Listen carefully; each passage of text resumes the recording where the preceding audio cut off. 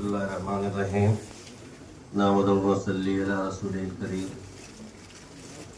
Dice पे तशरीफ़ फरमा मुअज़्ज़िज़ हमारे मेहमान आप चेयर सामीन हज़रात, अस्सलाम वालेकुम। अल्लाह का लाख लाख शुक्र व एहसान है कि बंगाल की सरजमीन पे ऑल इंडिया यूनानी तिब्बी कांग्रेस के ज़ेर सदारत या ज़ेर एहतमाम मुझे आज तीसरी बार मौका मिला कि मैं आप लोगों के बीच में आ सका। जाहिर से बात है कि इसके लिए हमारे बड़े डॉक्टर सर सैयद अहमद खान साहब जो शुरू से लगे हुए हैं तंजीम में, और इनकी शफ़क़त हमारे साथ रही, और यहाँ पे हमारे अजीज़ डॉक्टर मुजीबुर रहमान जिनकी वजह से, जिनकी मोहब्बत या उनकी प्रेशर कह लीजिए कि मुझे यहाँ बार बार आना पड़ता है। इसके लिए मैं बंगाल और दिल्ली दोनों का शुक्रगुजार हूँ। जैसा कि प्रोग्राम चल रहा है, इसमें कोई शक नहीं है कि मुजीबुर रहमान के उस्ताद मोहतरम और हमारे हैदर साहब ने जो यूनानी का तजर्बा बताया है उस पर हमको गौर फिक्र करना चाहिए। मैंने हमेशा डॉक्टर सैयद अहमद साहब से भी कहा, और जहाँ जहाँ भी मैटर ऑर्गेनाइज होता है ये सब चीज़ें, मेरा ये कहना है कि कम से कम आधे घंटे तक अपने अपने तजर्बे पर डिस्कशन होना चाहिए। होता यूँ है कि हमारे शागिर्द या हमारे यूनानी के स्कॉलर्स डिग्री या विदाउट डिग्री होते तो हैं, लेकिन अपने तजर्बे को हम लोग शेयर नहीं कर पाते। नतीजा ये होता है कि नॉलेज होते हुए भी हम कहीं ना कहीं इस तरह के शिकार होते हैं कि अपने बात को प्रेजेंट करने में खौफज़दा होते हैं। और ये भी देखा गया है कि जहाँ जहाँ भी हमारे अतिब्बा हजरात ने अपनी मेहनतों से, अपने काविशों से और जमहूरी हुकूमत में अपना टच बनाने की वजह से जहाँ जहाँ भी रहे, तारीख शाहिद है कि उन्होंने अपने अपने स्टेट में कॉलेज कायम किए। मैं समझता हूँ कि तिब का एक बहुत अहम पार्ट तारीख़ तिब है। जो बच्चे हमारे पढ़े होंगे या जिन लोगों ने पढ़ा होगा, आप खुद जानते हैं कि तिब में हकीम अजमल खान साहब जिनकी कोशिशों से आज हमारे जैसे लोग या वो लोग जो साइंस के स्कॉलर्स हैं वो दिखाई दे रहे हैं।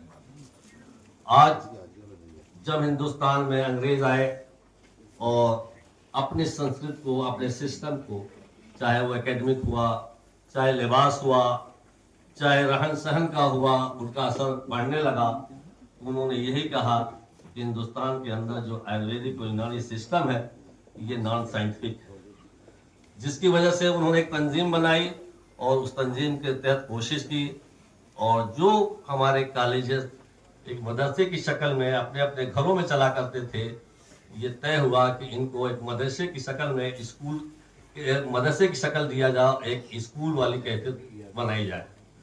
नतीजा ये हुआ कि आयुर्वेदिक एंड यूनानी तिब्बिया कॉलेज करोल बाग का क्या हुआ। आप जानते हैं कि हकीम अजमल खान साहब उस जमाने के थे जो सियासी जहन भी रखते थे, और उनका अपना प्रैक्टिस का जो अंदाज है वो सबसे आला, वो बेहतर होता था। जो लोग दिल्ली गए होंगे ये मालूम होगा कि ख़ानदान शरीफी जो शरीफ मंजिल है, बल्ली मारान से लेकर के हकीम साहब के घर तक पेशेंट की एक तरह से लाइन लगी रहती थी, और उसी लाइन का नतीजा था कि उन्होंने गवर्नमेंट से मिल करके करोल बाग में 45 एकड़ ज़मीन हासिल किया और वहाँ आयुर्वेदिक और यूनानी तिब्बिया कॉलेज कायम किया। उसी के पैरेलल आप देख लें हकीम अब्दुल हमीद साहब, जिन्होंने गवर्नमेंट से ये नहीं किया कि रिक्वेस्ट की, बल्कि अपनी जो उनकी अपनी सलाहियत थी उसको दिखाते हुए उन्होंने 1 रुपए के हिसाब से या 25 पैसे के हिसाब से उन्होंने ज़मीन खरीदी, और उस पीरियड में आप समझ लीजिए कि जितना आप देखते चले जाइए उतनी ज़मीन उन्होंने हासिल की और आज वही हकीम साहब की देन थी कि जामिया तिब्बिया के नाम से एक यूनिवर्सिटी कायम की। ये उनकी तिब्बी सलाहियत और हुकूमत से टच की वजह से हुआ। वहां उन्होंने, जैसा कि हम लोग बार बार सोचते हैं कि हमको हुकूमत दे, वो लोग हुकूमत से लेते थे, लेकिन ऐसा लेते थे जैसे पैरेलल हमारा हक है वो हमको दे दिया जाए, या देने वाला खुद सोचता था कि हकीम साहब की जो सलाहियत है इसका आम पब्लिक फैज़याब हो, और उस फैज को देखते हुए कॉलेज कायम करने के लिए, रिसर्च यूनिट कायम करने के लिए ये जमीन दी जाती थी जिसका फायदा होगा। शायद आप लोग ये भी जानते होंगे कि हकीम अब्दुल हमीद साहब की जो फैमिली है, उनके पेरेंट्स उन लकी लोगों में से हैं कि एक माँ बाप की 2 औलाद, और दोनों औलाद ने 2 मुल्क में 2 यूनिवर्सिटी कायम किया और अपने ही पीरियड में कायम कर लिया, जो उम्र ऐसा देखा नहीं जाता है। तो ये क्या था, उनकी मेहनत थी। आप आ जाइए यूपी के अंदर, खानदान अजीजी है जो तकमील तिब कॉलेज के नाम से जाना जाता है, उसके भी जो बानी थे वो सियासी जन के भी लोग थे, और प्रैक्टिशनर बहुत अच्छे हुआ करते थे। जितने नवाब थे वो आते थे और उनसे इलाज हुआ करता था। उसी तरह से आप लखनऊ में जाएंगे, इलाहाबाद में जाएंगे तो वहाँ खानदान अजीजी है, वहाँ पे खानदान उस्मानी है, उन लोगों ने भी कॉलेज कायम किया। तो इस तरह से आप बंगाल में देख लेंगे तो हकीम फैयाज साहब और उनकी पूरी टीम ने मिल करके एक यहाँ भी कॉलेज कायम किया। तो मेरा कहने का मकसद ये है कि हम ये देखें, अपनी सलाहियत को बढ़ाएं और अपनी सलाहियत से गवर्नमेंट को ये मनाएं कि नहीं, ये पब्लिक के लिए ये सिस्टम फायदेमंद है, किसी वजह से ये नहीं तरक्की कर पा रहा है।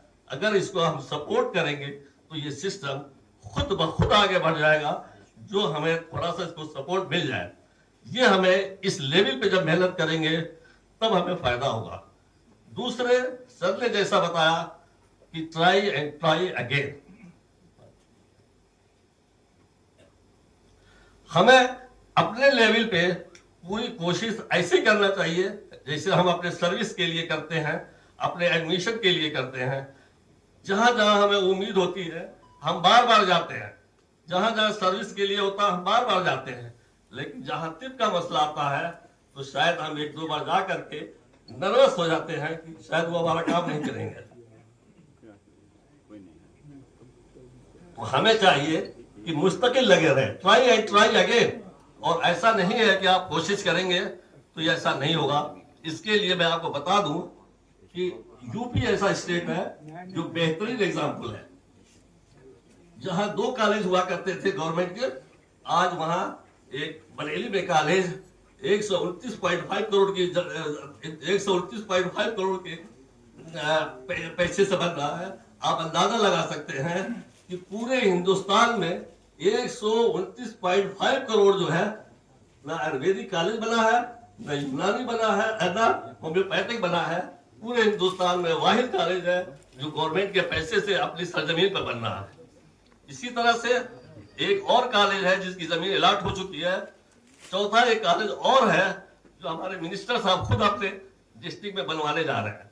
लेकिन हर कॉलेज के पीछे, जैसा कि सर ने बताया, कि वहाँ के प्रैक्टिशनर्स, वहाँ के जो जन प्रतिनिधि हैं वो लगे रहते हैं, वो उनको समझाते हैं कि सर हमारे इलाके में इसकी शॉर्टेज है, इस तरह के लोगों को प्रैक्टिस करने प्रॉब्लम है, हमारे बच्चे दूसरे जगह जाते हैं, हमारे बच्चियां दूसरे जगह जाती हैं, उनको परेशानी होती है।